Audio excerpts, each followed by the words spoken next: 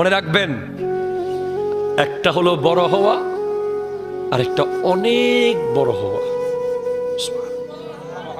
দুই বড় বেশ কম আছে না নাই? একটা বড় আর একটা কি অনেক বড়। অনেক বড় তারা হয় যারা আব্বা আম্মাকে সন্তুষ্ট রাখে।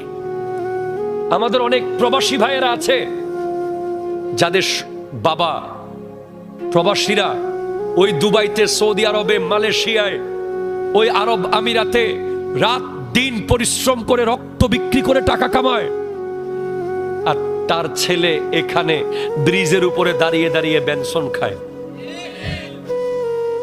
ঠিক কিনা কথা বলেন তো?